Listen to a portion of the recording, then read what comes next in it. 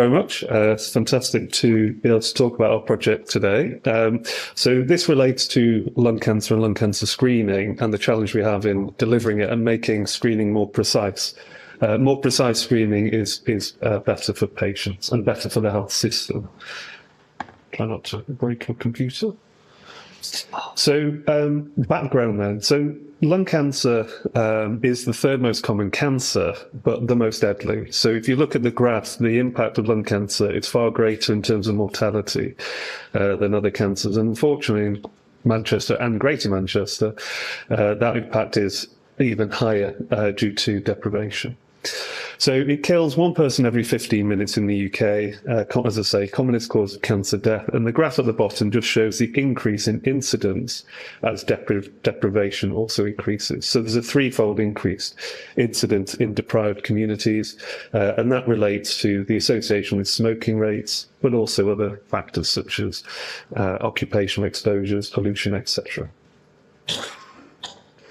So the standard journey, if there is such a thing for a patient, would be to start smoking at the age of 16 to live a life, and then in their 60s or 70s develop symptoms, let's say coughing up blood, a relatively common symptom for lung cancer. They would then be referred to someone like me, go to their GP, referred to a chest physician like me, and have investigations and be diagnosed with lung cancer. The problem with symptomatic lung cancer is that symptoms develop late. So often people have stage 4 disease, advanced disease, which is incurable.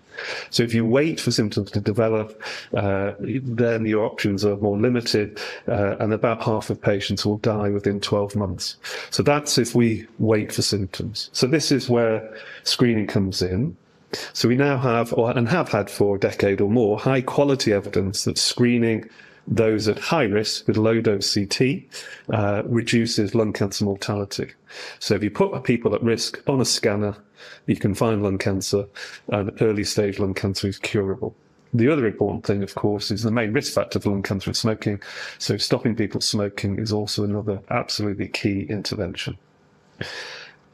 And just to illustrate the impact of screening, so this is the stage distribution of lung cancer outside of screening. When we did a pilot screening a few years ago, you have stage 1, stage 2, stage 3, stage 4. Majority of patients have stage 4 outside of screening. And then when we screened, this is what happens. You totally flip the presentation of lung cancer from what is in essence a terminal disease for the majority to a curative disease for the majority. So it's absolutely critical. So you totally flip the what you're able to do for your patients. So it's vital. Early detection, absolutely critical. So what we did in Manchester is we developed a model to deliver lung cancer screening. This was a community-based screening program to break down any barriers or try and break down barriers to screening participation by taking scanners out into supermarket car parks, etc., to have availability of people so people could get to a service. And what we called it a lung health check, and invited people to come along, age 55 to 74, who had ever smoked, and then performed a lung health check, which was a very straightforward, relatively quick thing, checking of symptoms, some smoking cessation advice, looking at cardiovascular risk factors for prevention of cardiovascular disease, and critically from a lung cancer screening point of view, asking a few questions to come up with a lung cancer risk score. There's a model here called PLCO. If you're high risk, then you were invited to have a scan immediately on the scanner next door, and that only takes a few seconds. If you were low risk, then there was no need for screening. And indeed, that model has now been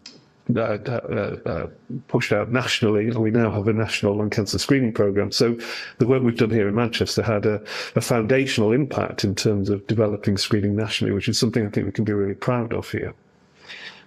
So what about this risk calculator? Basically, it's not healthy, it's not economic to screen everybody, it's not effective to screen everybody, so you need somehow to select. And I suppose one question is, well, why is that? Well, I suppose the mechanism is if you smoke, you have the carcinogens, the cancer-causing chemicals in the cigarette. That's deposited on the lungs. There's some metabolism of those carcinogens leading to mutations and cancer, but that only will happen in 1 in 10 smokers, for instance. So who is that one? Who are the 9 that will not get lung cancer. And a risk calculator is one way of trying to find out who that one is. And we ask, as I say, we ask a few questions. But it's not totally accurate. It gives us what I call a clinical risk. But the question is, can you then have something more accurate through maybe a test, a biological risk, like a blood test or a breathing test or something that can actually measure the biology of what's happening inside the body? And I suppose that's the question of this study that we're doing. And we looked at a blood test that we'll come on to, or blood tests that we'll come on to in a second. And actually, you ask patients about research priorities. Development of a non-invasive, relatively painless blood test that's cost-effective is a very high priority, number one priority when you ask about priorities for research. And a blood test to detect cancer early was also a priority. So this feeds into exactly what patients are saying. The slight issue is that it's quite hard. It's not straightforward. This is an example. So Grail are a multi-billion-dollar company developing and testing their blood test at a massive scale, at massive cost. But if you look at the red circle, the sensitivity, so the ability to pick up stage 1 lung cancer, they only pick up 20%. So 80%, their blood test misses 80% of early stage lung cancers. So in terms of transforming early detection, it's not effective. So despite probably billions of dollars of investment, it's still not in clinical practice. And we don't have a blood test for lung cancer in clinical practice. We don't have that biological measure. So over to Pinpoint, quite a challenge is, so we worked closely with Pinpoint, who are here in the front row and will talk after me, to give that challenge to say, can their technology help to improve the precision? Is there a blood test that they're able to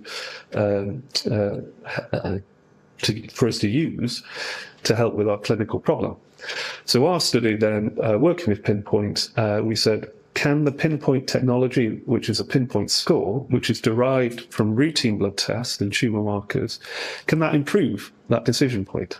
Who should be screened? How often should they be screened to essentially increase the efficiency of screening? And I think the other important thing, if you look at Grail, they use methylated DNA, ctDNA, tumour DNA. It's quite refined technology and very difficult to scale and very expensive. So even if their test had worked, scaling it for the NHS would be really challenging, especially in screening where, you're screening thousands of people a week and across the entire country, you're talking now hundreds of thousands and indeed millions. So that scale is the issue. So the attractiveness, certainly for me as a clinician, about the Pinpoint approach was this ability to use blood tests that are processed and able to get a result from our labs, clinical labs, is incredibly attractive. But the question is, does it work?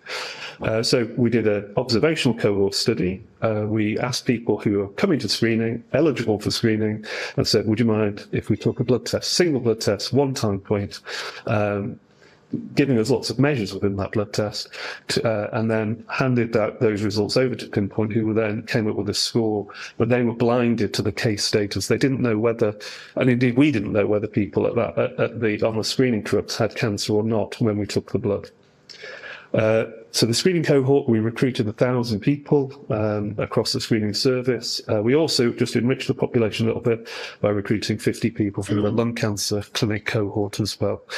So overall, about 1,050 people in the study as a whole. And then we were looking at the sort of discriminatory performance of the Pinpoint technology for identifying lung cancer. And then there's various secondary outcome measures as well. We've only just got the results, literally. Last week. Yeah. So this is preliminary. It's not the sort of, we haven't been able to go through everything, but nonetheless. So and Pinpoint will speak next, but the other thing I think, so just slightly away from this study, is this also fitted into our strategy where we want to take research out into the community. So Often we ask people to take part in research in hospitals, which would be difficult to get to. So the advantage of having research integrated within the lung cancer screening program, is that the lung cancer screening program uses trucks that go into the community. So not only can you have your screening test in, I was going to say Asda, but it can be Tesco, it doesn't have to be. No, in the supermarket car park. But you can also have, if we're clever and integrate research alongside the service, you can also be involved in really advanced cancer research also at the same time. And we've done that, and the team just at the back there, who I want to personally thank enormously for the amount of work they do, it's just incredible what they do, can deliver cutting-edge research and involve people in the community, which I think is great. So I'll finish, and I'll